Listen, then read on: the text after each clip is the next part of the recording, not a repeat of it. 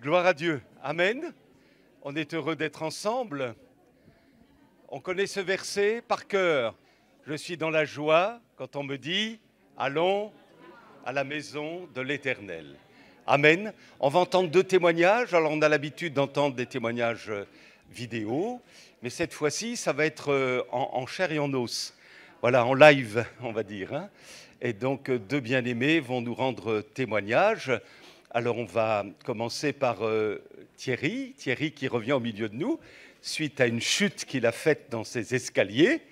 Il s'est fait des côtes et tout, et puis voilà, il est au milieu de nous maintenant. Merci Seigneur. Et ensuite, on écoutera Léa, alléluia, que Dieu la bénisse aussi. Hein. Bien, bonjour tout le monde, heureux de vous retrouver. Merci pour toutes ces prières qui ont été faites, qui ont monté vers l'Éternel. Après une chute de l'escalier, 17 marches. Et donc, voilà, 4 côtes de fêlée, les poumons, des hématomes aux poumons.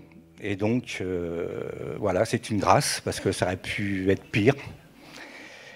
Quand je suis allé à l'hôpital, il y avait un homme qui a chuté aussi dans l'escalier, mais lui, malheureusement, il était paralysé. Voilà, je ne vais pas parler que de moi, je vais vous parler de Jésus. Ce matin, avant d'être en retraite, je parcourais toute la France, donc aussi l'étranger. Et donc, ça m'a permis de faire beaucoup d'expériences avec le Seigneur. Donc, je vais vous raconter 3 expériences. J'en ai d'autres, j'en ai plein. 3 expériences que j'ai fait avec le Seigneur en étant en déplacement. Une fois, je suis parti dans le Nord avec un ami pour travailler. Et tous les soirs, on allait manger au restaurant. Et en ressortant de la ville, il y avait sur les trottoirs, il y avait des prostituées qui étaient là. Et donc, mon ami, un soir, je ne sais pas s'il a pris, il m'a dit, écoute, on fait demi-tour et tu vas leur demander combien qu'ils prennent. Et donc, je lui ai dit, écoute, c'est pas mon truc, on continue le chemin, et donc, parce que demain, on a du travail. Et lui, il n'a pas fait ça, il a fait demi-tour, et donc, arrivé devant ces femmes, alors donc, c'était pas les glaces électriques, c'était la manivelle, j'abaisse la manivelle, et la femme vient vers moi, et je lui dis, tu as rien à faire ici, Jésus a quelque chose pour toi. Et là, la femme se met à genoux, pleure et se repent devant la voiture. Et donc, mon ami, il était complètement troublé. Et donc, après, il a enclenché la première et nous sommes partis. Voilà, le premier témoignage. Et le deuxième témoignage, c'était un ami qui venait de temps en temps à la maison et qui travaillait avec moi. Et ma femme, comme il venait à la maison, elle me disait, ton ami, il a quelque chose. Je dis, écoute... moi, je vois rien, je ressens rien. Et nous sommes partis en déplacement, on était à peu près une vingtaine. Et c'est fait que c'est révélé. Il a eu une embrouille avec un chef d'équipe et il voulait tuer ce chef d'équipe. Et donc, il est sorti dehors pour aller chercher quelque chose. Et au milieu de la cour, il s'est écroulé, il pleurait et donc il se débattait. Et puis... personne ne veut aller le voir, et donc je suis allé le voir en lui demandant « Qu'est-ce qui t'arrive ?» Il me fait « Écoute, j'ai quelque chose en moi qui... On est deux. Moi, je veux faire le bien, puis il y en a un qui veut faire le mal. C'est pour ça que je veux tuer mon chef d'équipe. » Et donc, ce jour-là, j'ai levé les yeux vers le ciel et j'ai dit « Seigneur, écoute, on ne peut pas le laisser comme ça. Il faut que tu fasses quelque chose. » Alors, j'étais quand même embêté de le voir se dérouler par terre. J'ai commencé à le prendre par l'épaule et à prier. Et lorsque j'ai prié, à la fin de ma prière, il s'est relevé, il m'a dit « Je suis guéri ». Alors j'ai voulu en savoir plus, j'ai dit « T'es guéri, mais attends, t'es guéri de quoi ?» Il me fait « Voilà, j'avais quelque chose à l'intérieur et c'est parti ». Et donc il a été voir tous ses copains, il a été demander pardon au chef d'équipe. Et après, il a été dire à tout le monde qu'il était guéri. Donc j'avais un beau-frère qui connaissait bien l'Évangile, qui est venu me voir et puis il me fait « Écoute, qu'est-ce qui t'arrive avec Hervé ?» Parce qu'il dit à tout le monde qu'il est guéri. J'ai dit tout simplement, voilà, j'ai prié, puis le Seigneur a mis sa main, il a été délivré de toutes ses chaînes. Le troisième témoignage, c'était sur Elbeuf, à Leclerc. Il y avait une jeune femme, elle avait 25 ans, elle vient me voir, puis elle me dit vous n'auriez pas quelques pièces parce que j'ai un bébé et je n'ai pas quoi lui donner à boire, ni des couches. Alors je lui dis, bah, écoute, je m'en vais au distributeur et je reviens après. Et si tu es là, je te donnerai quelque chose. En partant, il y avait quelque chose qui me disait à me monter. Mais bon, à me monter, ça me travaillait dans le cœur. Et puis je dis, bah écoute, si le Seigneur ne me le montre pas, je ne pourrais pas. Donc je m'envoie au distributeur, je vais la revoir, je lui donne. Et donc on commence à parler de Dieu, je lui donne des flyers. Et je commençais à voir la personne avec les larmes aux yeux et tout. Et puis donc, j'étais 10 minutes avec. Et on se dit au revoir. Le dos à peine tourné, elle me fait « Monsieur, monsieur, je vous ai menti ». Alors donc, c'est le Seigneur qui a fait... J'ai fait « Ah bon, vous m'avez menti ?» Elle me fait « Oui, voilà, c'est pas vrai, j'ai pas de bébé. » Mais le pire, c'est que je suis une ancienne chrétienne qui a pris son engagement avec Dieu et je ne vais plus à l'église. Et donc, mes parents, c'est pareil, ils ne vont plus à l'église. Donc, nous avons pris le temps de parler sérieusement. Et donc, je lui dis que c'était vraiment une rencontre avec le Seigneur, que le Seigneur avait permis cette rencontre pour qu'elle puisse repartir sur un bon chemin. Voilà. Alors donc, l'évangélisation, j'en fais souvent. Et je cherche des gens qui voudraient, des personnes, des frères ou sœurs qui voudraient évangéliser dans la rue, parce que c'est que du bonheur. Moi, je vis des bonnes choses. J'ai d'autres témoignages. Des révélations aussi, révélations de Dieu, et que c'est merveilleux. Merci. Oui, amen. Gloire à Dieu. Alléluia, sois béni. Amen. Alors, on va demander à Léa maintenant, oui. On est content aussi d'entendre Léa nous parler de son expérience. Amen. Donc, bonjour à tous. Donc, je vais vous parler de ce que Dieu a fait dans ma vie ces dernières années parce qu'il s'est passé beaucoup de choses. Donc, premièrement, j'ai été baptisée du Saint-Esprit en 2018 et baptisée d'eau en 2019 et j'étais vraiment impliquée dans ma vie avec Dieu, mais j'ai totalement délaissé sa main. Et en 2019, j'ai aussi vécu une suite d'événements très traumatisants et à cause de ça, je suis tombée en dépression sévère et j'avais du stress post-traumatique. J'étais aussi boulimique, et c'est-à-dire que après chaque repas, je me faisais vomir et j'avais beaucoup de crises où je mangeais et je me faisais vomir. Et j'avais des idées suicidaires. J'ai d'ailleurs fait 3 tentatives de suicide, mais Dieu n'a pas permis que je parte. J'avais tellement envie de mourir que j'entendais des voix et je lisais sur les murs des mots qui me disaient de me tuer ou de me scarifier. Donc pour pouvoir faire face à tout ça, j'ai testé un peu toutes sortes de choses, la drogue, l'alcool. Et donc à chaque réunion de famille ou événement, je faisais en sorte d'être ivre pour oublier mon état dépressif. En 2022, j'ai perdu beaucoup de poids, donc mes parents ils ont décidé de me faire hospitaliser en nutrition. Donc j'étais seule, j'avais personne dans ma chambre et mes parents venaient me voir le week-end.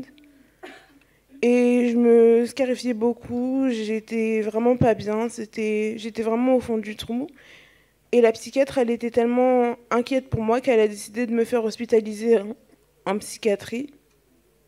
Et là, je commençais à avoir un traitement lourd, tertian, Valium, etc. Donc j'ai recommencé à lire ma Bible, mais c'était seulement par intérêt, parce que je voulais tellement sortir de l'hôpital psychiatrique, parce que c'était vraiment un enfer, enfin, j'ai pas du tout aimé. Et du coup, je suis sortie de l'hôpital en juillet 2022. Donc l'année scolaire 2022-2023 commence. Donc je vais en cours 1 mois et demi et la psychiatre décide de m'arrêter parce que j'étais tellement mal que elle m'a dit non Léa, tu vas plus en cours.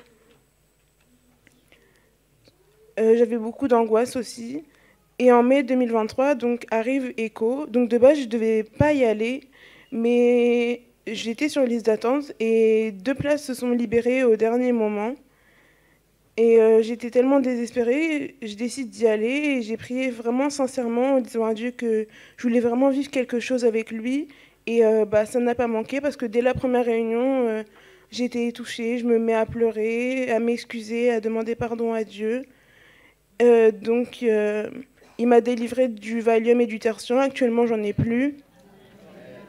Et avant, je pouvais vraiment pas m'en passer, mais aujourd'hui, je remercie Dieu parce que j'en ai plus. Ensuite, j'allais en hôpital 2 jours et Dieu a fait que ça se termine. Mon hospitalisation... pardon. Donc Dieu m'a délivrée et m'a guérie et je suis tellement reconnaissante. Et je veux vraiment vous encourager à prier pour ceux qui ne viennent plus à l'église parce qu'ils ne sont pas perdus. Et Dieu est capable de ramener ses brebis à lui. Et je veux remercier tous ceux qui ont prié pour moi aussi.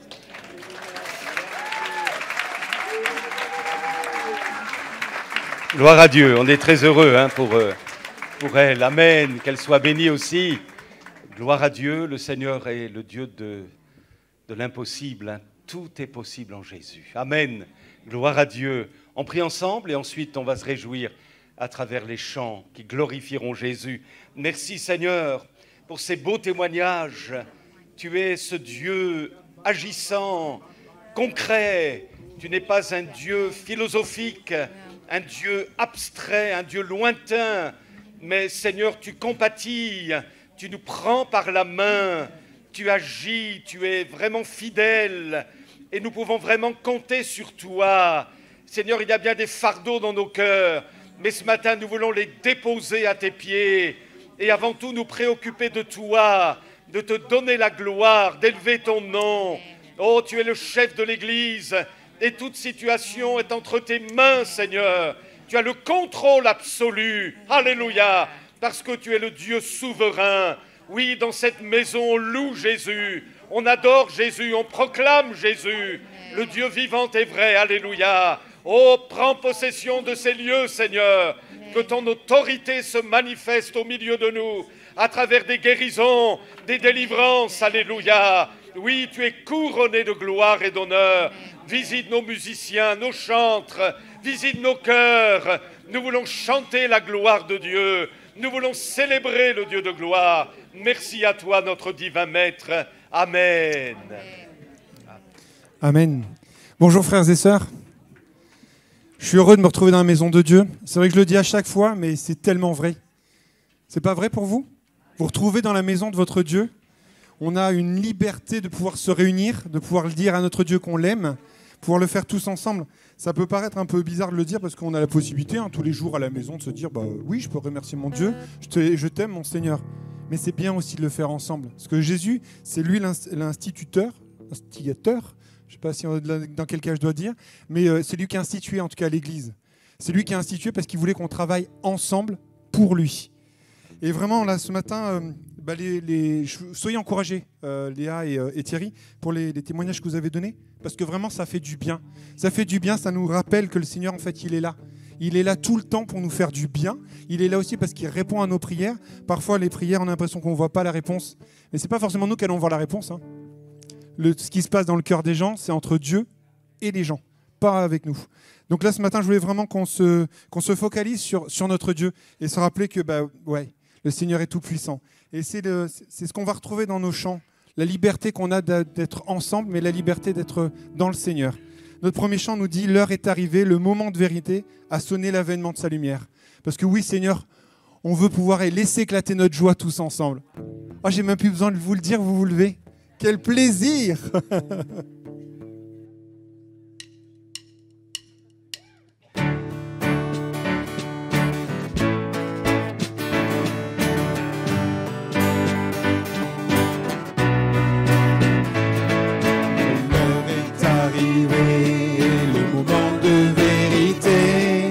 Sonner l'avènement de sa lumière. L'ombre est désarmée, l'ennemi est terrassé, et le jour de la victoire est arrivé. Il est Seigneur, il est vainqueur, par la force de son nom. Il a scellé le pardon de sa vie, de sa paix et d'un testament d'éternité. Revêtu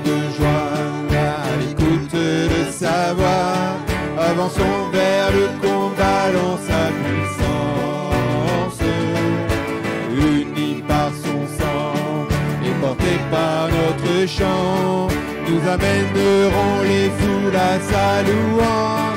Il est Seigneur.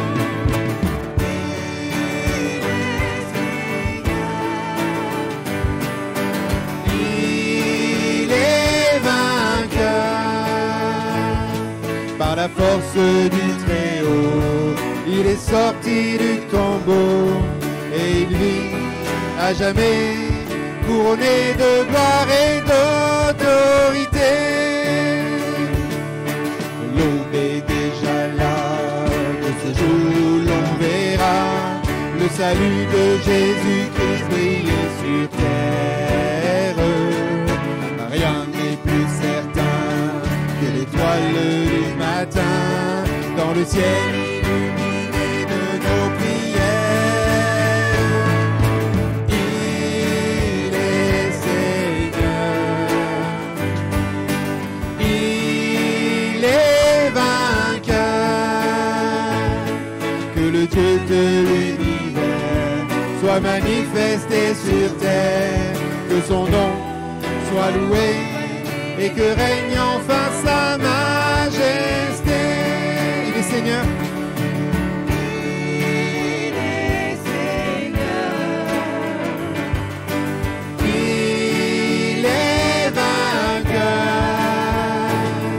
Que le Dieu de l'univers soit manifesté sur terre, que son nom soit loué et que règne enfin sa majesté.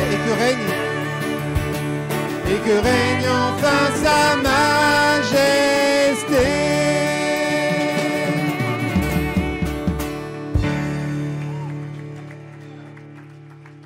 Que la majesté du Seigneur règne.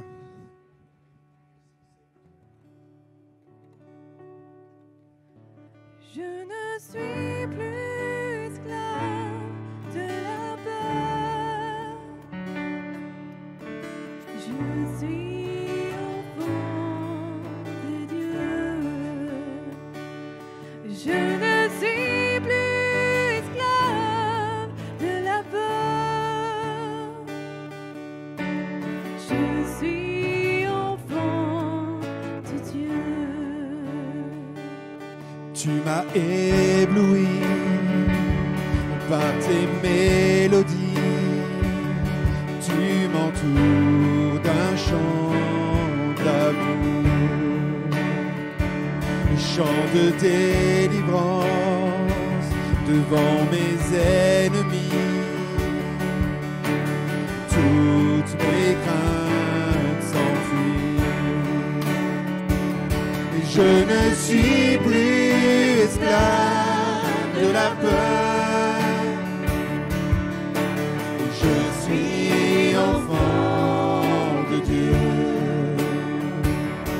Je ne suis plus esclave de la peur. Je suis enfant de Dieu. Avant ma naissance, tu m'avais choisi, appelé par mon nom. Tu m'as adopté, je suis de ta famille.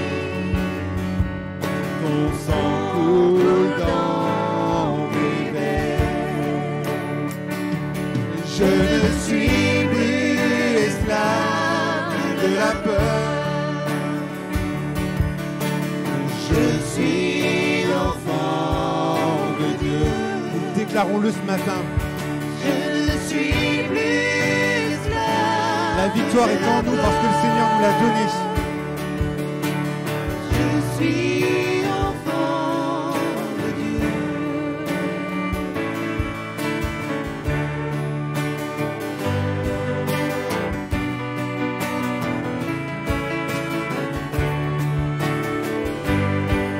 Le Seigneur veut nous bénir ce matin. Parce que nous allons élever nos voix pour le louer, pour l'adorer. C'est ce que nous sommes déjà en train de faire. Mais continuons vraiment de tout notre cœur.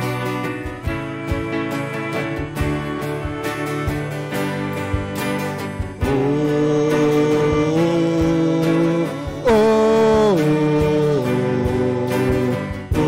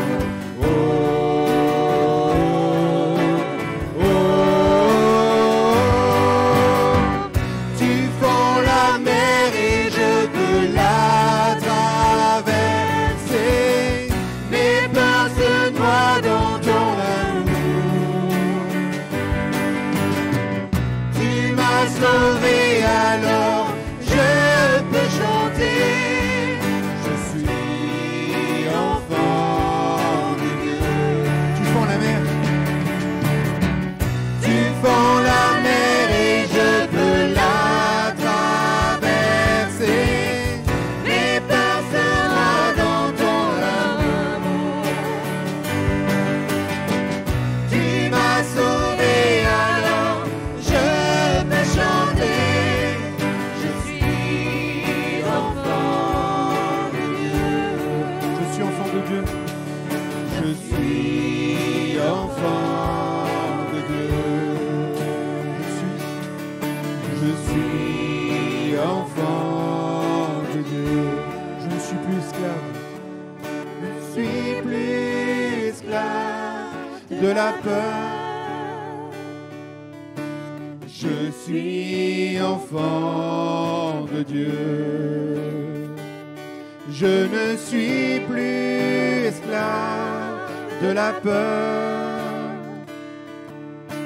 Je suis enfant de Dieu. Je ne suis plus esclave de la peur. Je suis enfant de Dieu.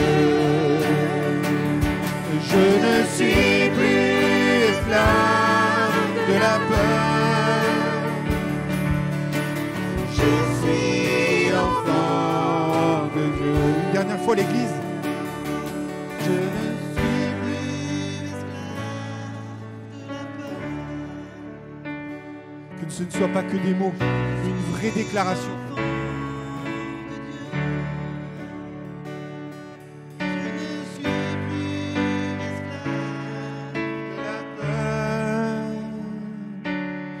Je suis enfant de Dieu.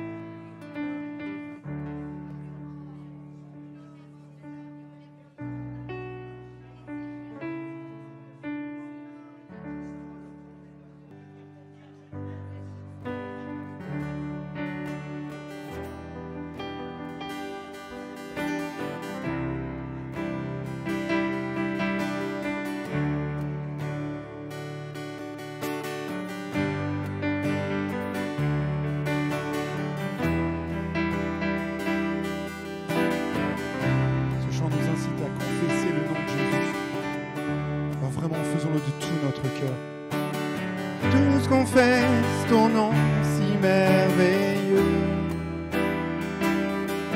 et t'adorent à jamais, Fils de Dieu. Que celui qui te cherche de tout son cœur te découvre davantage comme Seigneur. Notre bouche te bénisse à jamais, que notre cœur vibre pour toi, et que notre être reflète désormais l'image de l'auteur de la foi. Que tous confessent. Confesse ton nom si merveilleux et t'adore à jamais, Fils de Dieu.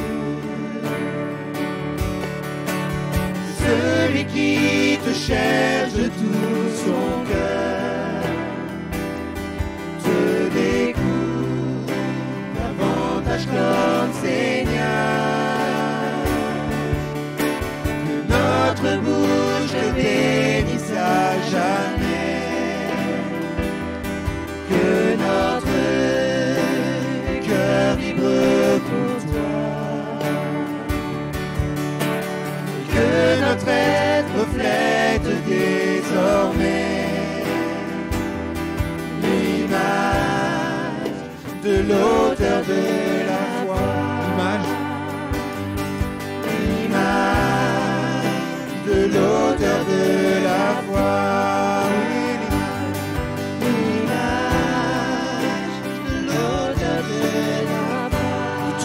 cœur.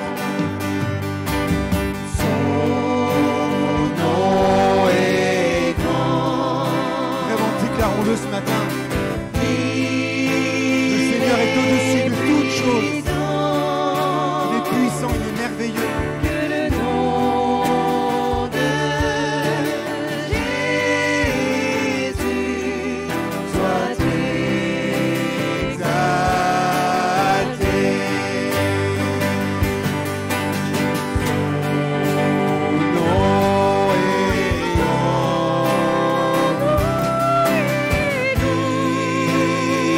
Il est puissant.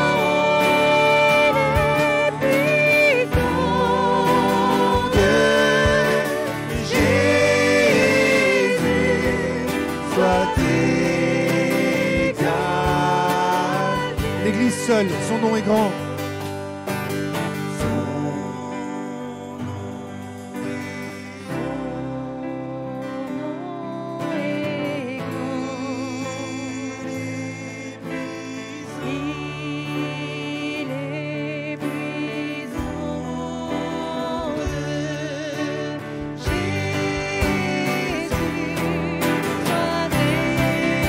Dernière fois ensemble.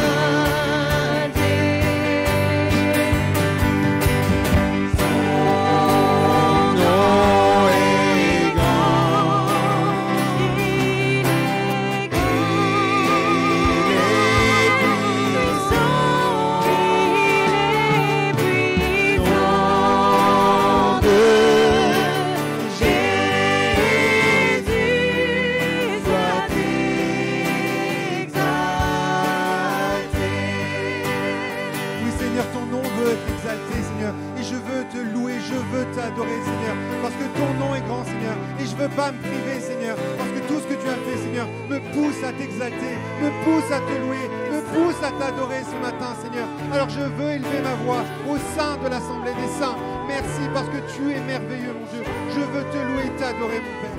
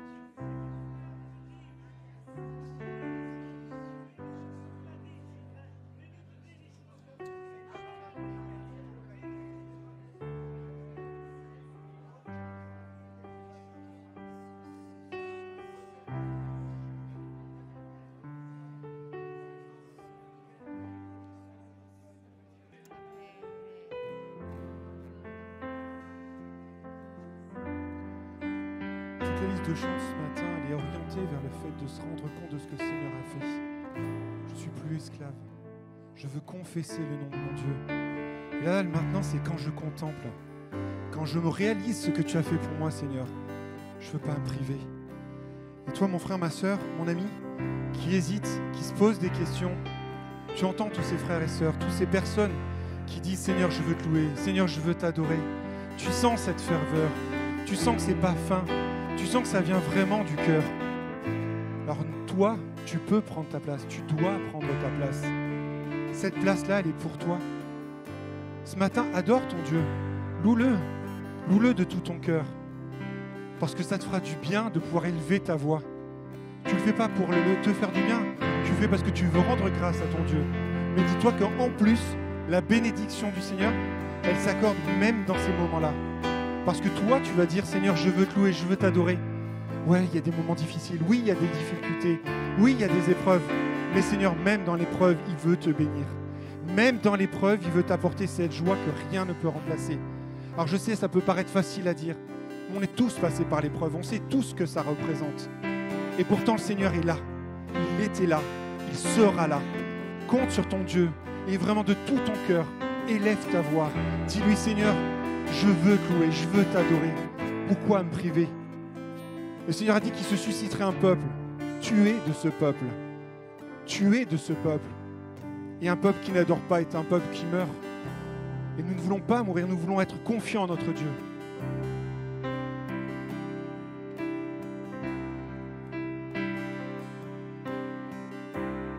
Quand je contemple ta sainteté, et quand je contemple ta beauté, et quand toutes les choses pâlissent à ta lumière,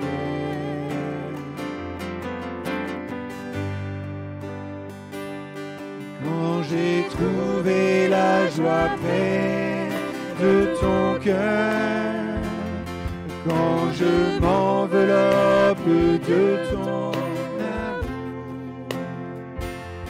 et quand toutes les choses pâlissent à ta lumière,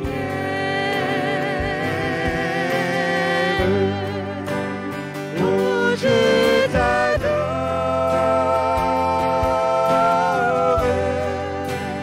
oui, je t'adore.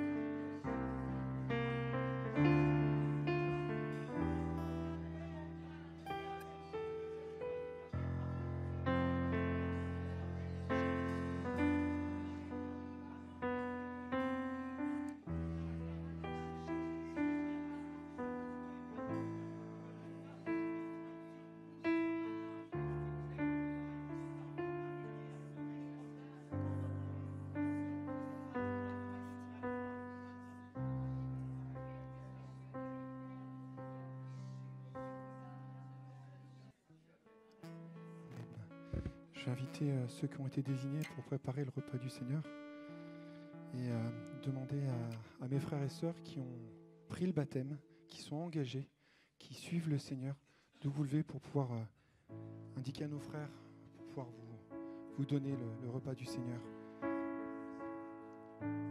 Et vraiment qu'on puisse profiter de ce chant qui nous dit tel que je suis, sans rien à moi. Je veux me tenir devant toi, réaliser ce que tu as fait, Seigneur. Je veux m'abandonner devant toi. Que tout soit à tes pieds, Seigneur. J'ai vraiment cette liberté de pouvoir te dire, Seigneur, je t'aime. Mais c'est toi le premier, parce que je veux plus de toi dans ma vie.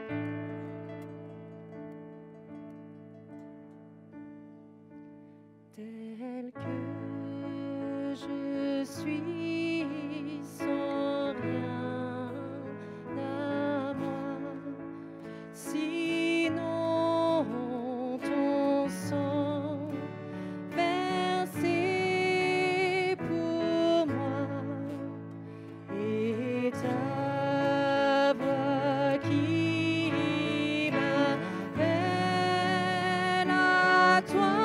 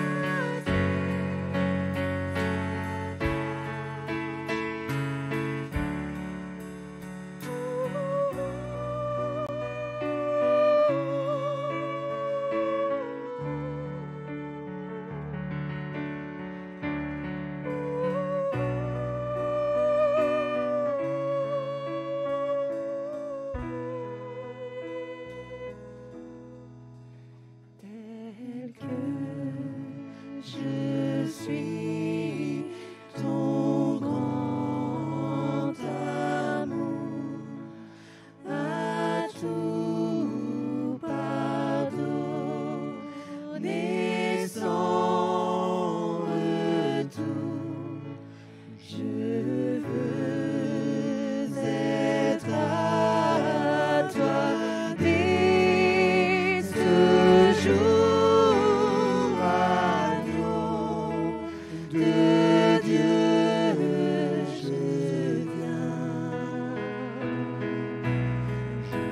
Je veux être à toi dès ce jour, agneau de Dieu, je viens. Je viens.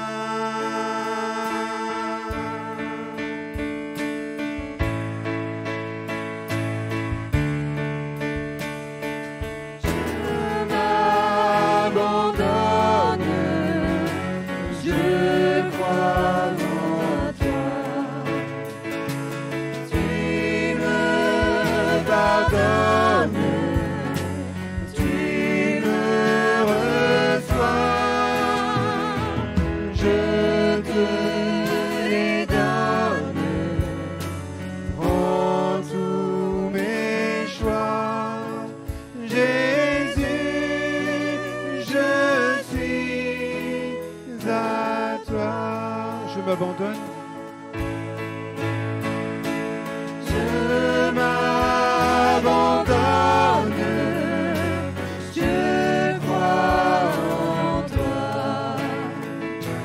Tu me pardonnes, tu me reçois. Je te les donne, prends tous mes choix. Jésus, je suis à toi. Jésus, je suis à toi.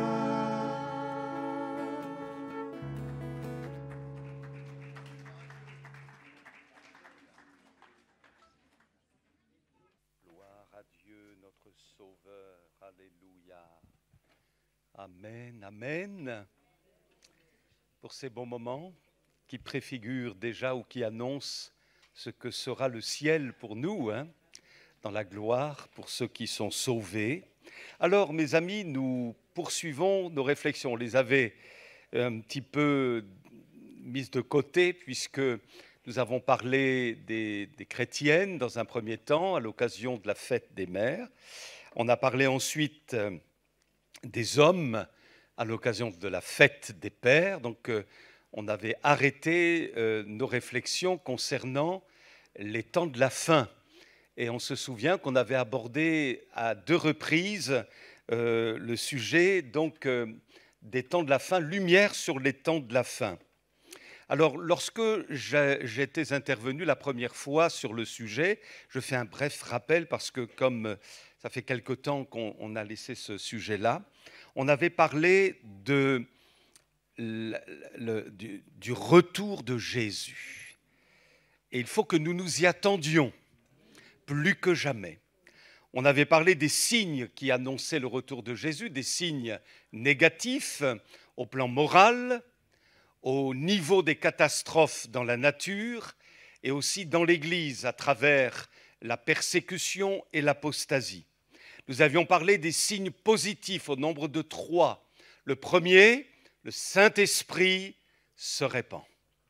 Le deuxième, la bonne nouvelle court avec vitesse. Il faut que cette bonne nouvelle, dit Jésus, soit annoncée au monde entier, après quoi viendra la fin. Et le dernier signe positif qui est majeur, c'est le retour des descendants d'Abraham, peuple juif, après 2000 ans de diaspora, retour en terre promise. Alors, quelle attitude adopter en fonction de ces signes que nous discernons les uns et les autres? Jésus nous dit de ne pas être troublés, de bien discerner aussi les temps dans lesquels nous sommes. Il nous faut aussi veiller à vivre à 100% notre salut et surtout être prêts. Lors de ma deuxième intervention sur le sujet, nous avions mis le focus sur Jésus, qui est finalement au cœur de la révélation. Révélation veut dire apocalypse, apocalypse veut dire révélation. D'ailleurs, en anglais, c'est le livre de la révélation. Et c'est vraiment Jésus qui est au centre. Et dès que vous ouvrez votre Bible dans le livre de l'Apocalypse au chapitre 1, vous y voyez Jésus glorifié. Non pas le Jésus sur lequel Jean avait posé sa tête, le Jésus où Jean avait posé, oui, sa tête sur la poitrine du Maître, mais un Jésus glorifié. Il est le centre du livre. Et on découvre à travers l'Apocalypse que Jésus est le témoin fidèle, le premier des morts, le prince des rois de la terre, l'alpha et l'oméga, celui qui est, qui était et qui vient, le premier, le dernier, le vivant, le saint, le véritable, le Fils de Dieu, celui qui a les clés de David, celui qui ouvre et personne ne fermera, celui qui ferme et personne n'ouvrira, l'Amen, le témoin fidèle et véritable, le lion de la tribu de Juda, l'agneau de Dieu, le roi des rois, le Seigneur des seigneurs, l'étoile brillante du matin. Amen. Et ça, c'est Jésus qui est au centre de la révélation des temps de la fin. Donc ne perdons pas notre temps à essayer de décortiquer le chiffre 666, à essayer de savoir qui est l'Antichrist. Bien sûr, nous avons besoin de nous intéresser à ces sujets, mais j'estime que les chrétiens, de manière générale, passent trop de temps sur les réseaux sociaux. Lisez plutôt votre Bible. Aimez Jésus.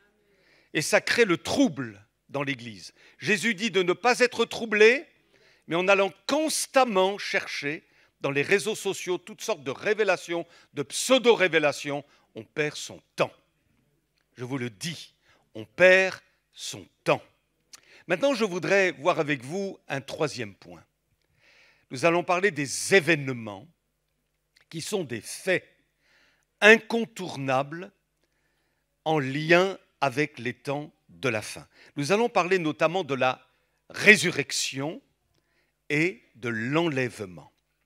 La Bible mentionne des événements dans les temps de la fin qui sont des faits incontestables, même si ces événements ou en tous les cas les commentateurs bibliques, les spécialistes bibliques ne situent pas les choses chronologiquement de la même manière. Certains disent que tel événement se produira avant le millénium, d'autres pendant le millénium, d'autres après le millénium. Certains disent que tel événement se produira avant la tribulation, avant la grande tribulation, après, pendant la grande tribulation. On ne s'en sort plus. C'est un labyrinthe duquel on ne sort jamais. Mais néanmoins, ce qui est important à comprendre, c'est qu'il y a des événements incontournables. Qu'ils soient situés avant le millénium, après, à la limite, peu importe. Mais ce sont des faits qui se produiront réellement. Lesquels sont-ils? Par exemple, l'enlèvement de l'Église. Le tribunal de Christ, qui n'est pas le trône blanc, ça n'a rien à voir. Le tribunal de Christ concerne les enfants de Dieu. Le trône blanc du jugement concerne ceux qui ont rejeté Jésus-Christ.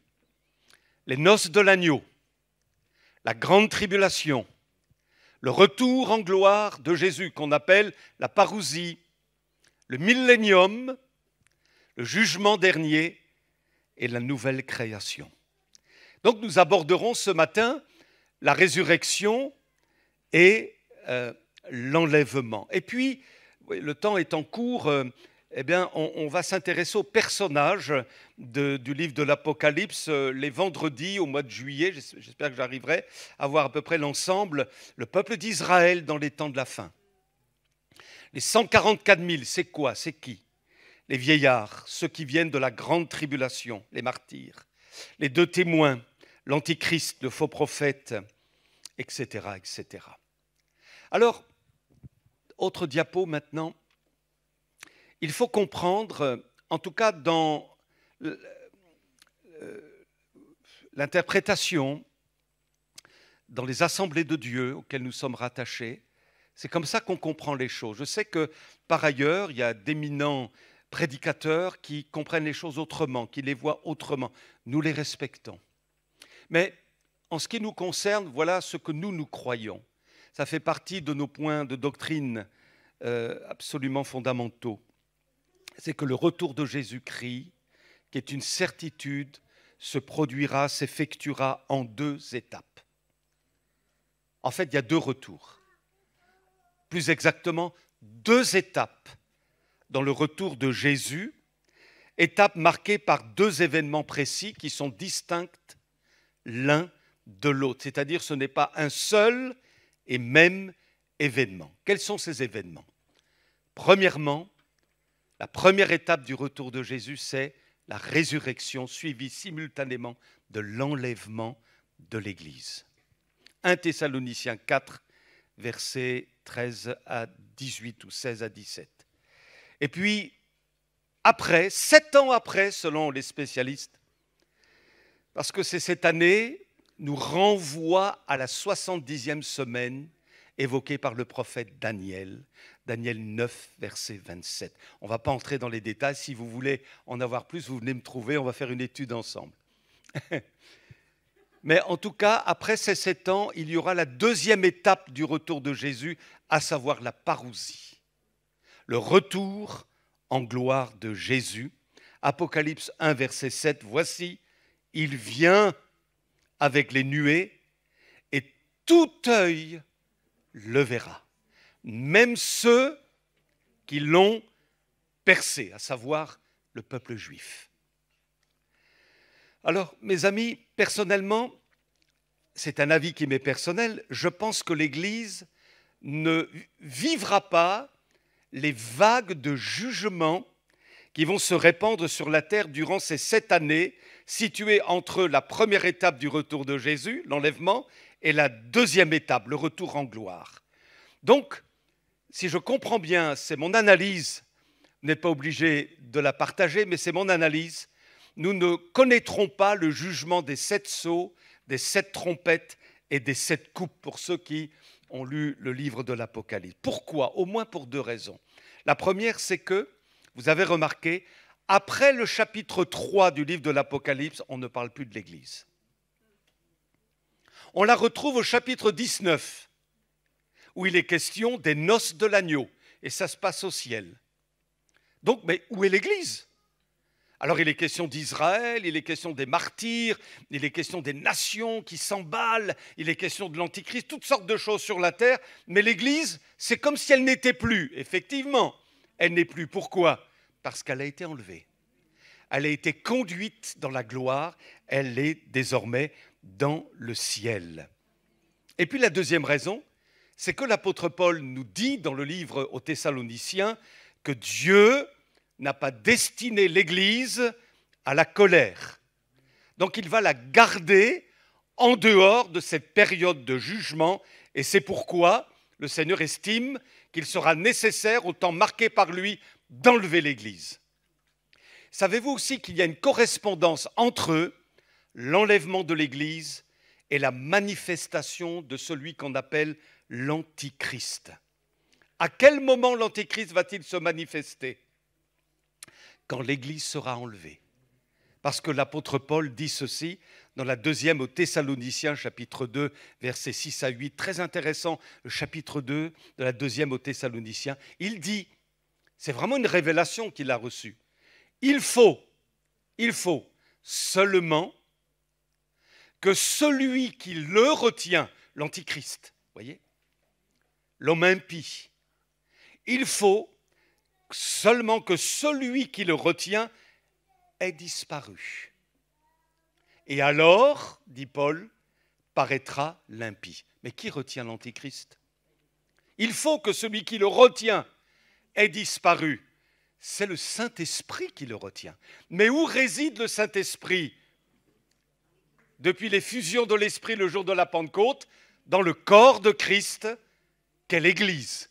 non pas dans des bâtiments, que ce soit des cathédrales, des églises, des lieux comme celui-ci, mais l'Église, c'est-à-dire le corps de Christ, vous et moi, des hommes et des femmes qui, dans le monde entier, ont confessé Jésus comme leur sauveur personnel. Et dès lors qu'on confesse Jésus-Christ comme son sauveur personnel, le Saint-Esprit vient élire domicile dans notre vie, dans notre corps. Béni soit Dieu. Et jusqu'à quand l'Antéchrist régnera-t-il? Eh bien, la Bible nous montre jusqu'au retour en gloire de Jésus qui le vaincra. Parce que le Seigneur reviendra, selon l'Apocalypse, sur un cheval blanc. Et la Bible dit dans Apocalypse 19, verset 20, la bête, c'est-à-dire l'Antichrist, fut prise, avec elle le faux prophète. Le faux prophète, c'est celui qui fait la propagande de l'Antichrist, qui avait fait devant elle des prodiges par lesquels il avait séduit ceux qui avaient pris la marque de la bête et adoré son image. Ils furent tous les deux jetés vivants dans les temps ardents de feu et de soufre. Donc, entre l'enlèvement de l'Église et le retour en gloire de Jésus, se manifestera l'Antichrist. On en parlera le vendredi soir. Maintenant, focus sur l'enlèvement. Vous y êtes avec moi? Focus sur l'enlèvement. Dans l'Ancien Testament, il y a 2 hommes qui ne sont pas passés par la mort et qui ont été introduits directement dans le ciel. Waouh! Super, hein? Alors, il y a Enoch, pour lequel il est dit dans le livre aux Hébreux, par la foi Enoch, qu'on retrouve dans le livre de la Genèse, au chapitre 5, a été enlevé auprès de Dieu pour échapper à la mort, et on ne le trouva plus. Vous imaginez Enoch qui marchait fidèlement avec Dieu. Et le texte biblique veut dire bras dessus, bras dessous. Vous imaginez Enoch, bras dessus, bras dessous avec l'Éternel. Amen, gloire à Dieu.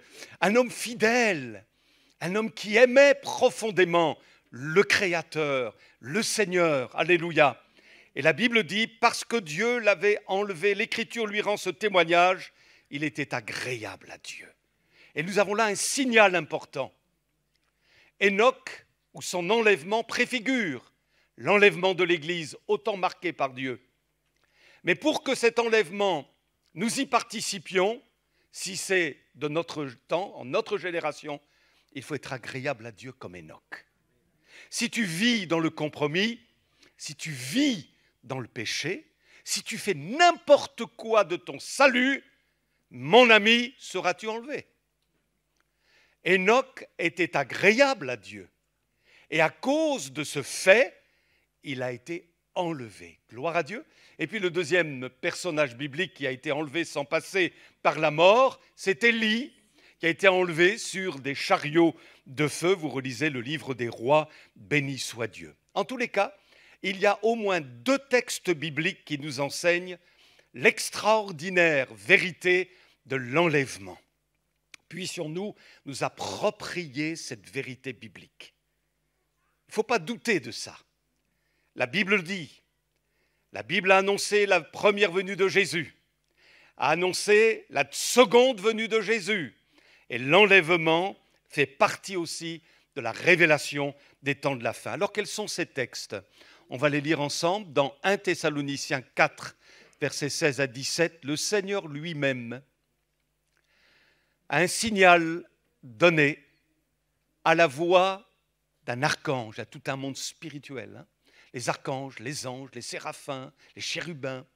Et au son de la trompette de Dieu, descendra du ciel, et les morts en Christ ressusciteront. Premièrement. Ensuite, et le terme finalement signifie simultanément, nous les vivants, alors c'est-à-dire ceux qui auront le privilège de vivre cet événement glorieux qu'est l'enlèvement, peut-être sera-ce dans notre génération, ou la génération qui vient, on n'en sait rien. En tous les cas, pour l'Église qui sera vivante là sur terre, nous les vivants qui serons restés, c'est-à-dire ceux qui ne seront pas passés par la mort, nous serons tous ensemble, je voudrais que vous le lisiez avec moi, enlevés avec eux sur les nuées à la rencontre du Seigneur dans les airs, et ainsi nous serons toujours avec le Seigneur. Un autre texte dans 1 Corinthiens 15, versets 51-53. Voici, je vous dis un mystère, nous ne mourrons pas tous, mais tous nous serons changés en un instant, en un clin d'œil. Amen. Je vois Victor qui fait hop, un clin d'œil. Vous voyez, un clin d'œil. En un clin d'œil, à la dernière trompette, la trompette sonnera, les morts ressusciteront incorruptibles. Et nous serons changés.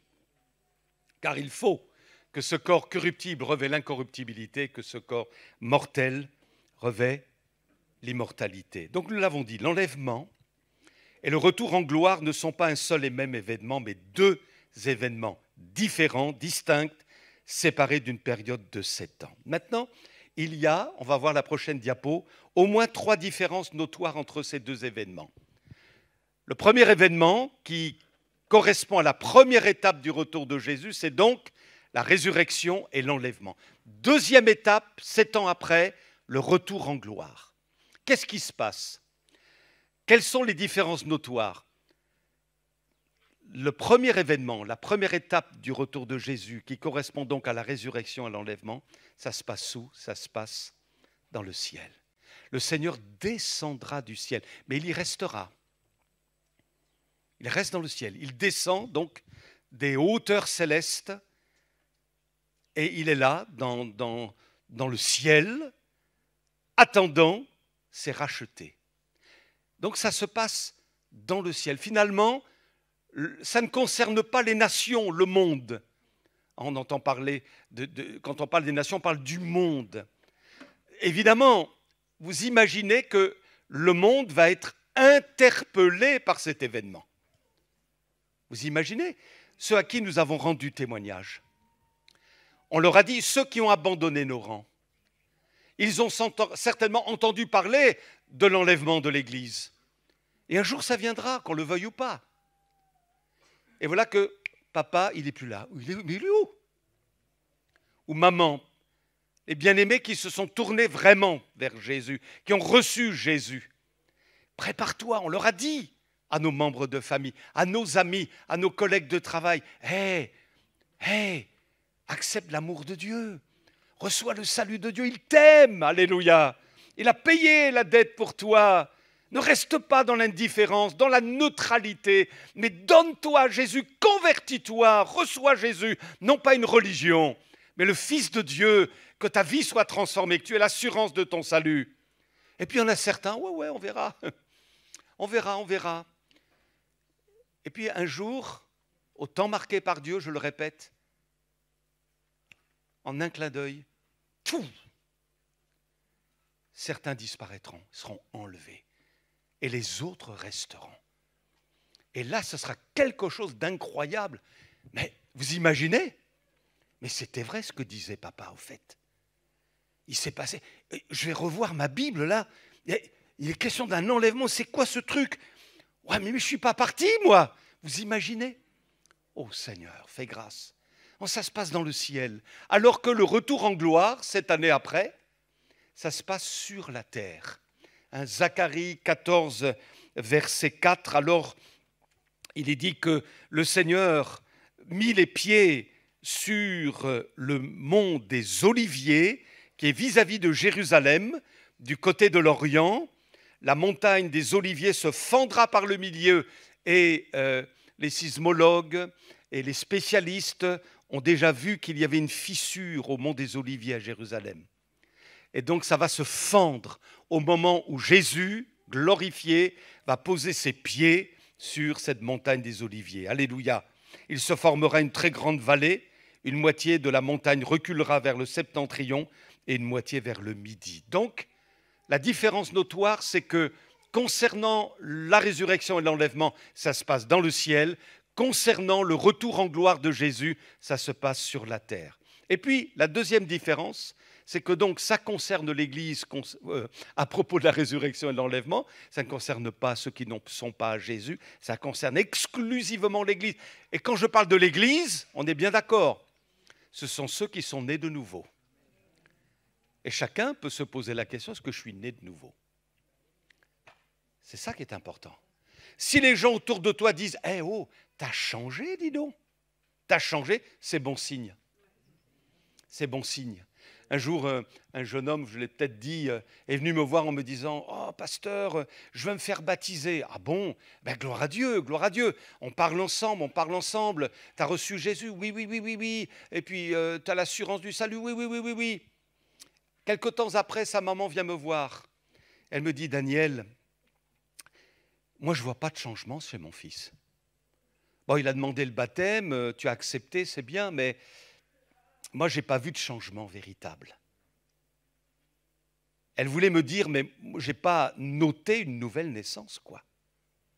Mais sur la parole de ce jeune homme, m'ayant dit, oui, j'ai reçu Jésus, tout ça, je me suis dit, bon, fais un acte de foi, Daniel. Je l'ai baptisé, mais ça n'a pas tenu longtemps. Et il a toujours un peu oscillé entre la vie dans le monde, l'église de Jésus-Christ. Enfin, c'est pas clair, quoi. C'est pas du solide, c'est pas enraciné. Il n'y a pas la nouvelle naissance. Et parfois, on a baptisé des gens qui n'étaient pas nés de nouveau. Alors, voyez ce que je veux dire? Il faut vraiment naître de nouveau. On sait si on a fait cette expérience ou pas. Et les autres autour de nous le voient et se disent, waouh! Il y a eu quelque chose qui s'est passé, tu as une certitude, tu as une assurance, tu as un attrait pour les choses de Dieu, mais vraiment tu as changé, alléluia. Ça c'est la vraie nouvelle naissance, gloire à Dieu. Alors, concernant le retour en gloire, eh bien, ce sont les nations pour le coup qui vont voir ce retour en gloire de Jésus et le peuple d'Israël. Et puis, troisième différence, concernant l'enlèvement et la résurrection, c'est non visible pour le monde. Et puis, concernant le retour en gloire de Jésus, ce sera un retour visible parce que tout œil le verra. Que Dieu soit béni. Alléluia. Alors, on va s'arrêter. Je vais bientôt terminer, rassurez-vous. On va examiner d'un peu plus près le texte de Thessaloniciens 4. On le relit. Le Seigneur lui-même, un signal donné, à la voix d'un archange, au son de la trompette de Dieu, descendra du ciel. Et les morts en Christ ressusciteront premièrement. Ensuite, nous les vivants qui serons restés, nous serons tous ensemble enlevés avec eux sur des nuées à la rencontre du Seigneur dans les airs. Et ainsi, nous serons pour toujours avec le Seigneur. Il est dit, le Seigneur lui-même descendra du ciel. Non pas un ange, non pas un archange, mais c'est au chef de l'Église. Le créateur de l'Église. Ce n'est pas un homme qui a créé l'Église, hein, c'est Jésus-Christ. Et son chef, celui qui a été immolé pour racheter des hommes, des femmes de toute tribu, et celui qui s'est fait un peuple qui lui appartienne, c'est lui qui descendra du ciel pour prendre son Église. Gloire à Dieu. Un signal donné à la voix d'un archange et au son de la trompette de Dieu, c'est-à-dire que c'est un événement qui est planifié. Il y aura un jour un signal, ou le son d'une trompette, ou la voix d'un archange. C'est planifié. Dieu a tout orchestré. Il sait exactement quand aura lieu l'enlèvement. Nous, nous ne le savons pas. Mais lui le sait. Et quelle est notre responsabilité par rapport à cet événement? Faut être prêt. Faut être prêt. Parfois, je ne sais pas si ça vous est arrivé à vous, Marie, mais parfois, je m'attends vraiment à voir ma femme. À la maison, je rentre, je dis, mais elle n'est pas dans la salle à manger, elle est peut-être dans la cuisine. Je dis, mais où est-ce qu'elle est? Elle ne m'a pas dit qu'elle devait partir. Et puis je monte à l'étage, je dis, elle n'est pas dans la chambre, elle n'est pas dans le bureau, mais où elle est? Et vous savez quoi? Je me dis, oh!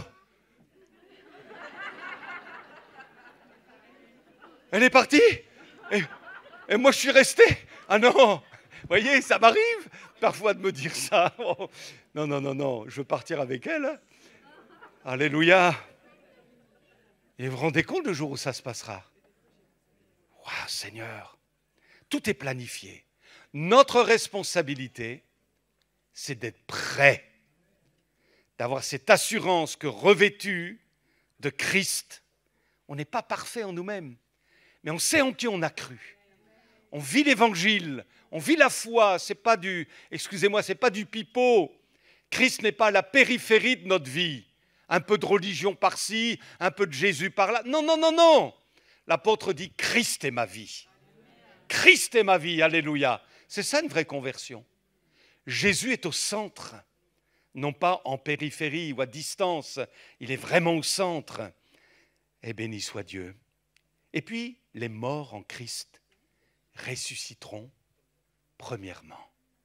Donc, la première étape du retour de Jésus ne concerne pas seulement l'Église vivante qui va être enlevée, mais elle concerne tous ceux qui, avant nous, ont connu la mort et sont dans le repos, dans le ciel de gloire.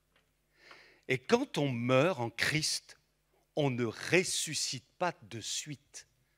Hein, c'est important de le savoir, ça. Hein.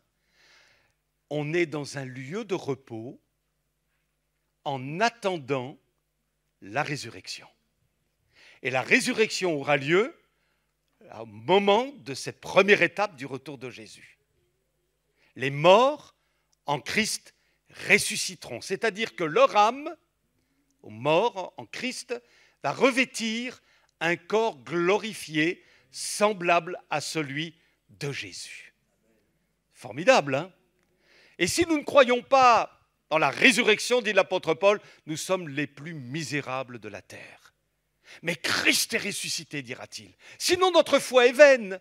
Nous croyons qu'il y a un au-delà. Nous croyons que Jésus est dans la gloire. Nous croyons que nous ressusciterons avec Jésus et que pour l'éternité, nous serons dans sa glorieuse présence. Et durant l'éternité, nous le servirons. Nous le servirons. C'est ma sœur qui était assez en doute par rapport à la Bible, qui disait, mais qu'est-ce qu'on va s'ennuyer? Tu te rends compte, toute une éternité, là, on va faire quoi? Je lui dis, rassure-toi, on ne va pas s'ennuyer là-haut, ce sera quelque chose de glorieux. Alléluia. Merci Seigneur. Ah, notre cité à nous, dit Paul, est dans les cieux, d'où nous attendons aussi, comme sauveur le Seigneur Jésus-Christ, qui transformera le corps de notre humiliation en le rendant semblable au corps de sa gloire par le pouvoir qu'il a de s'assujettir toutes choses. Donc, résurrection, au moment de la première étape du retour de Jésus. Et simultanément, qu'est-il dit? Verset 17, ensuite, nous, les vivants. Oh là là là là. J'aimerais bien qu'on soit cette génération d'enlèvement, pas vous? Nous, les vivants. Qui seront restés? Nous serons tous ensemble enlevés, donc en un clin d'œil, dit l'apôtre Paul dans les Corinthiens. En un clin d'œil, on va être enlevés. Donc, premièrement, les morts ressuscitent et nous. Alors, imaginons que ça se passe maintenant, là. Ça serait intéressant. Hein? Dites-moi, qui va rester là? Qui va rester là? Alors que d'autres seront enlevés. Qui va rester? Seigneur, fais-nous grâce. Amen. Mais en un clin d'œil, poum, on s'élève, on va vers le ciel, à la rencontre de Jésus. Alléluia. Ce sera un moment absolument formidable. Et vous savez quoi? Quand on va monter comme ça en un clin d'œil, on va simultanément être changé. C'est-à-dire qu'on va revêtir le corps glorifié. On va ressusciter aussi. Alléluia. En un clin d'œil comme ça, alors que nous irons à la rencontre du Seigneur Jésus. Merci Seigneur. Dernière diapo, je vous dis un mystère. Nous ne mourrons pas tous, mais nous serons changés. En un instant, en un clin d'œil, à la dernière trompette, la trompette sonnera, les morts ressusciteront incorruptibles, et nous serons changés. Donc on va partir, et en même temps, on va être transformés. Car il faut que ce corps corruptible, qui nous fait bien des misères, n'est-ce pas vrai, revête l'incorruptibilité, et que ce corps mortel revêt l'immortalité. Amen. Gloire à Dieu. Alors je conclus par une parole du Seigneur Jésus. Vous savez combien Jésus, dans ses discours eschatologiques, c'est-à-dire des discours qui ont trait au temps de la fin, Jésus insiste, j'ai envie de dire lourdement, mais ce n'est pas péjoratif, hein, mais il insiste. Le maître mot de Jésus concernant les temps de la fin, c'est veillez. Veillez. Donc il nous a avertis. Il nous dit dans sa parole, veillez. Veillez. Quant au jour ou à l'heure, personne ne sait quand cela se produira. Ni les anges du ciel, ni même le Fils, en qualité d'être humain, évidemment. Seul le Père le sait. Soyez vigilants. Restez sur vos gardes. C'est-à-dire que quand le tentateur vient là, qu'il rôde autour de toi pour essayer de te faire tomber, de te faire sombrer, de trouver une brèche, il faut se souvenir que, attention, danger. Feu clignotant. Et nous sommes dans un temps de séduction à nul autre pareil. Et nous sommes particulièrement secoués dans nos églises, vraiment, parce que l'ennemi sait que son heure va venir bientôt. Et il se déchaîne comme une bête traquée, vous voyez, sur le point de mourir, le diable se déchaîne. Et l'objectif du malin, c'est de détruire l'Église, c'est de la séduire, c'est de lui faire perdre son niveau de piété, son niveau de sanctification, son niveau de consécration. Le diable va essayer d'affaiblir d'une manière ou d'une autre. Et c'est pourquoi on a vraiment besoin d'être bien campé sur nos positions, d'être campé sur la parole de Dieu. Il faut savoir en qui nous croyons, mes amis. Alléluia. Et on est déterminé à aller jusqu'au bout. Il y a des hauts, il y a des bas, c'est vrai. Ce n'est pas linéaire, mais nous aimons Jésus. Nous l'aimons, alléluia. Nous voulons le suivre de tout notre cœur. Et si tu es tiède en ce moment, Jésus dit attention, hein, parce que c'est vrai, au fait, un tilleul tiède, c'est pas terrible, hein. Hein, ça n'infuse pas bien quand vous mettez de l'eau à moitié froide, ça n'infuse pas bien, il faut vraiment du chaud. Tu n'es ni froid ni bouillant parce que tu es tiède. Je te vomirai de ma bouche. Voyez, que Dieu nous aide, m'aide tous à être bouillants pour Jésus. Il faut veiller sur notre niveau, alléluia. Il faut vraiment veiller et dire Seigneur, Seigneur, je ne veux pas louper ce départ. Et puis si on doit passer par la mort, eh bien il faut que ce soit la gloire de Dieu, évidemment.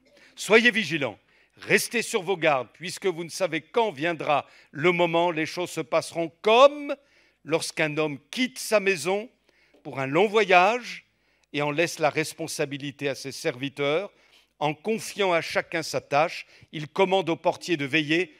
Tenez-vous donc vous aussi en éveil, car vous ne savez pas quand le maître de la maison doit revenir. Sera-ce tard, à minuit, au chant du coq ou le matin, qu'il ne vous trouve pas en train de dormir s'il revient à l'improviste. Ce que je dis là, je vous le dis à tous, tenez-vous en éveil. Amen. Alors au-delà de ce que nous avons dit, de cette vérité biblique, l'enlèvement qui correspond à la première étape du retour de Jésus, ce qui est important, c'est de se dire dans son cœur, comme un témoignage du Saint-Esprit en nous, d'abord, j'aspire à vivre ça, Seigneur, et ensuite, je me tiens prêt. Je me tiens prêt. Et s'il y a du ménage à faire dans nos cœurs, dans nos pensées, dans notre vie, faisons-le sans tarder. Sans tarder. Amen. Je m'adresse aux jeunes aussi. Est-ce que vous avez donné vraiment votre vie à Jésus, les jeunes, là? Amen. Il est temps. Aux anciens, à ceux qui viennent peut-être régulièrement dans nos églises, sans avoir pris vraiment position, à ceux dont le conjoint est converti et toi tu ne l'es peut-être pas encore. Je vous raconte une petite histoire pour conclure. Ça va, vous tenez bon? Je peux? Je peux? C'est une... Après j'arrête. Hein. C'est une épouse chrétienne qui dit à son mari, « Écoute, viens avec moi à la réunion. »« Non, non, non, non, non, non. Va pour nous deux. » Et à chaque fois, dire, « Oh, écoute, ça me ferait plaisir. Viens à la réunion, on va se faire du bien. On va chercher le Seigneur. »« Non, non, non, non, non. Écoute, j'ai tellement de choses à faire. Va pour nous deux. Va pour nous deux. » Et puis, le temps est venu où cette épouse, eh ben, le Seigneur la rappelle à lui, et puis elle entre dans la gloire et elle est bien dans la présence de Dieu. Et puis, quelque temps après, c'était le tour du mari de partir. Il est mort. Et puis alors, il voit quelque chose, il entre dans un endroit qui est beau, Puis il y a là un personnage glorieux, et puis il dit, oh mais c'est merveilleux, mais je vais entrer là aussi, moi je veux entrer là, c'est tellement beau. Et ce personnage glorieux dit, non, c'est pas ta place. Tu n'as pas accès là. Et comment j'ai pas accès? Mais ma famille est pourtant. Mais le personnage glorieux dit, elle est entrée pour vous deux. C'est une expérience qui doit être personnelle. On ne peut pas se reposer sur la foi de papa et maman, sur la foi du papy ou de la mamie. Vous savez, les papis, mamies qui prient pour les petits-enfants. On va prier pour toi. Mamie, tu peux prier pour moi. Ah, c'est bien pratique d'avoir une mamie qui prie, hein, un papy. Mais ça ne suffit pas. Il faut plus que ça pour aller là-haut. Pour les petits-enfants. Merci Seigneur pour les mamies qui prient, les papis qui prient.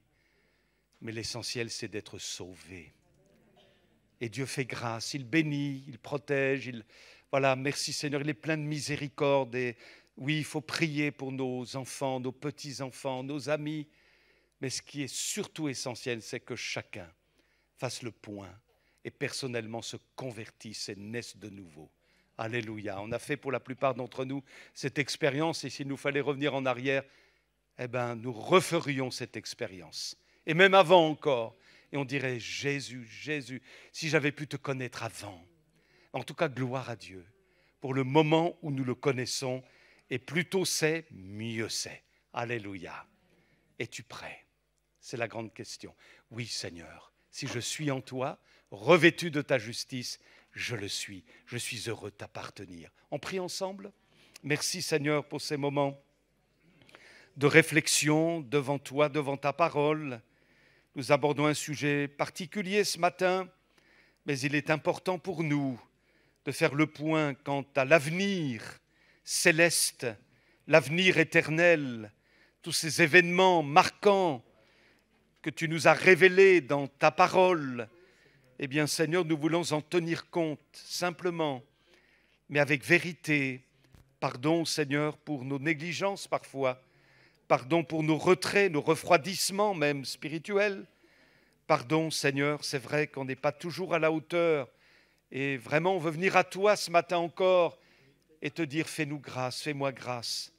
Donne-nous de veiller, donne-nous d'être prêts, de garder le niveau, d'être vraiment en toi, Seigneur, de t'être agréable comme Enoch l'a été en son temps. Seigneur, s'il y a des choses qui te sont désagréables, montre-nous-le. S'il y a de l'orgueil, s'il y a peut-être une sorte de propre justice en nous, si, Seigneur, on essaie d'argumenter pour dire « moi je », Seigneur, ce que nous voulons, c'est que ce soit seulement ta parole qui nous convainc, car c'est elle qui nous jugera au temps dernier. Nous te prions, Seigneur, pour que nous ne laissions pas séduire par des discours humains, philosophiques ou autres. Ce qui compte, c'est ce que toi tu dis, Seigneur. Alors aide-nous à être intelligents de ton intelligence par le Saint-Esprit et que dans nos cœurs, il y ait ce témoignage intérieur que oui, on est à toi vraiment. On est vraiment à toi. Et je prie avec mes frères, avec mes sœurs, pour ceux qui n'ont pas encore pris position pour toi, Seigneur. Je te prie pour que tu les bénisses, tous ces amis, tous ces bien-aimés. Seigneur, tu leur tends la main ce matin et tu veux les accueillir dans ton royaume glorieux. Alléluia, en tant qu'être sauvés par grâce.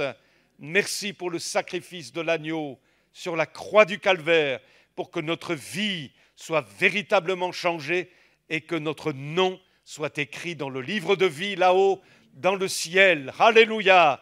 Merci pour l'éternité glorieuse, Seigneur. Merci pour notre espérance. Oui, nous croyons dans la résurrection. Alléluia. Nous croyons qu'un jour Jésus nous prendra avec lui. Oh, loué sois-tu. Nous ne sommes que de passage sur la terre, mais notre cité à nous, elle est là-haut, dans le ciel. Gloire à toi, notre Sauveur Jésus-Christ. Amen.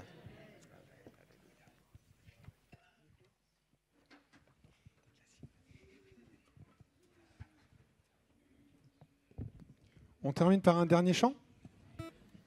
Ce chant nous dit « Je suis dans la joie ». Dans la joie parce que mon Seigneur m'a sauvé, parce que mon Seigneur un jour reviendra. Vivant, pas vivant, je serai là, j'en sais rien, mais je sais que je serai pris. Pas parce que je suis imbu de moi-même et que je me dis que je suis au-dessus de vous, au-dessus de tout. Non, non, c'est parce que le Seigneur m'a sauvé. Et je veux vraiment pouvoir ce matin laisser éclater ma joie. Donc on prend ce dernier chant qui dit « Je suis dans la joie ».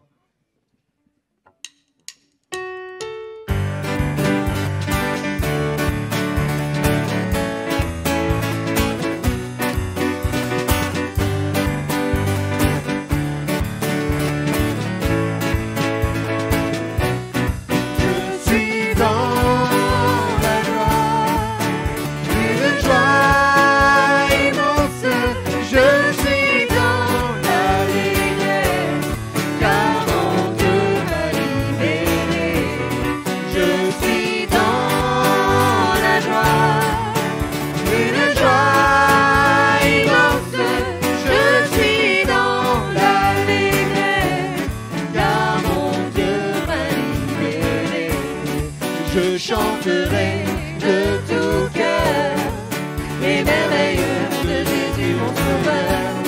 Il m'a ôté des ténèbres, il m'a libéré de tout péché. Je chanterai de tout cœur les merveilles de Jésus mon sauveur. Il m'a ôté des ténèbres, il m'a libéré de tout péché. Je suis dans la joie, une joie immense. Je suis dans l'allégresse, car mon Dieu m'a libéré. Je suis dans la joie, une joie immense. Je suis dans l'allégresse, car mon Dieu m'a libéré. Car mon Dieu est fidèle, il ne m'abandonne jamais. Je n'ai plus rien à craindre, car mon Dieu m'a libéré. Car mon Dieu est fidèle, il ne m'abandonne jamais. Je n'ai plus rien à craindre, car mon Dieu m'a libéré. Je suis dans la joie, une joie immense. Je suis dans l'allégresse, car mon Dieu m'a libéré. Je suis dans la joie, une joie immense. Je suis dans l'allégresse, car mon Dieu m'a libéré. Je suis dans la joie, une joie immense. Je suis dans l'allégresse, car mon Dieu m'a libéré.